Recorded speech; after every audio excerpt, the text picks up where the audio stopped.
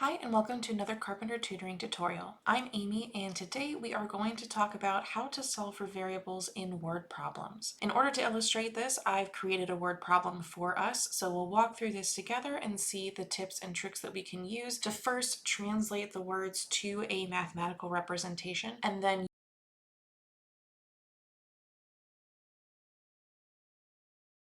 So first, let's take a look at our question. You are ordering bulbs from a flower catalog. You read that shipping is $3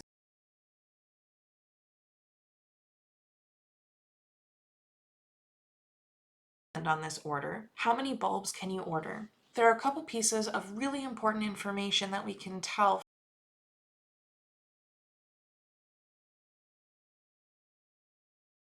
Presumably this means no matter how many bulbs you order, your shipping cost is $3. So one of our costs is going to be that $3 shipping.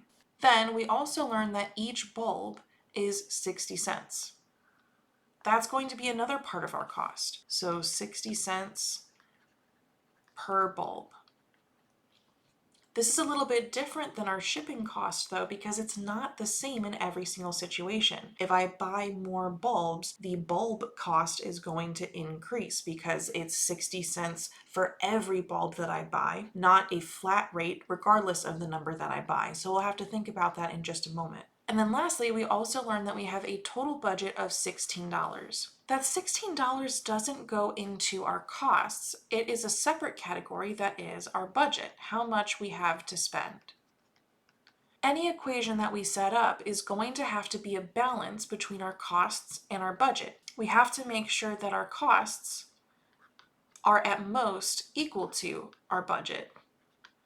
If those costs go over our budget, then we're spending more money than we have. So we're trying to find this balance between costs and budget. Well, at the moment, the thing that I don't know, the question that I can't answer at the moment is how many bulbs I can actually buy. And we know that from our question. It's the actual question within the whole scenario that has been presented in this setup. So we know we're interested in the number of bulbs, and we don't have the number of bulbs currently. So this is where our skills with variables can help, because we know we can use a variable to represent an unknown value. So I don't know how many bulbs I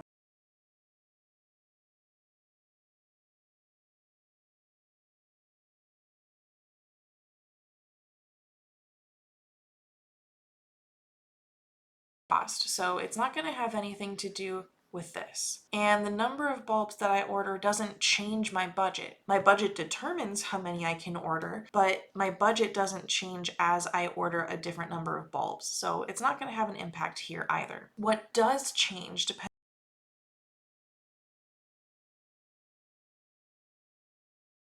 bulb being added to our costs. And this is going to be the place where I have to bring in that number of bulbs. A really good tip is anytime you can use the word per, like unit per unit, in this case dollars or cents per bulb, that is an indication that that's where your variable is going to go. It may not be that way all the time, but a lot of the time in these kinds of questions, we're going to see our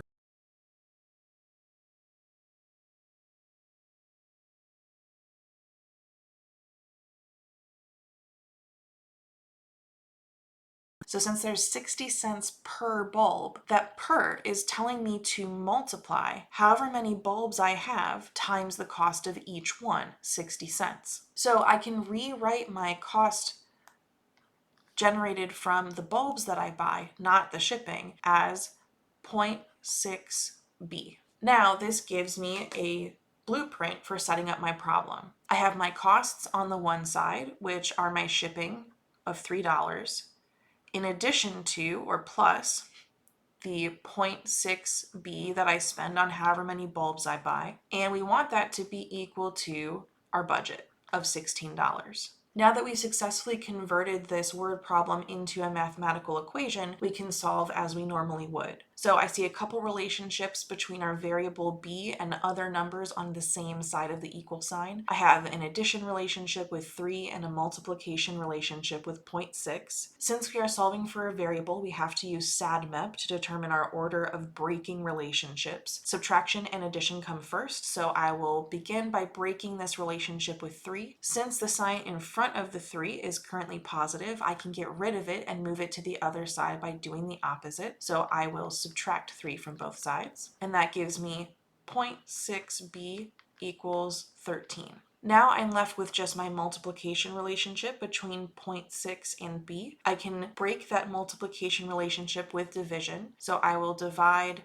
by 0.6 on both sides, dividing by the value you want to get rid of.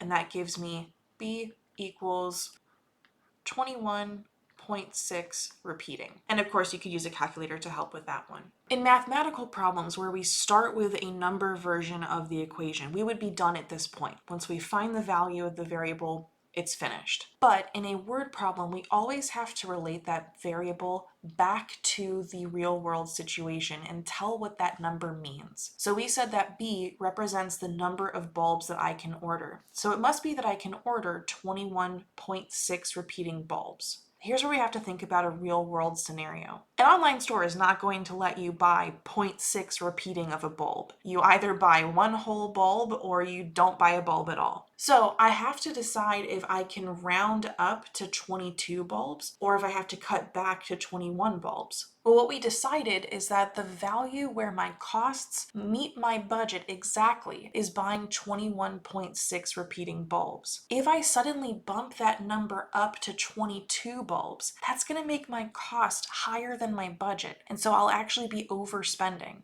That's what tells me that in this scenario, I actually need to round this number down to 21 because 21 is still within my budget where 22 would not be. So I always like to use the last section of the original question to write out my answer. So I can write this as I can order 21 bulbs. And for a word problem, this would be your final answer. I hope it's been helpful to walk through a word problem example together, both changing that word problem to a mathematical equation and then solving that equation and relating it back to the situation of the word problem. As always, if you have any questions or other topics that you'd like to see discussed, please let me know in the comments. If you enjoy our content, I hope you'll consider liking this video and subscribing to our channel. Thanks so much for spending part of your day with me, and I'll catch you next time.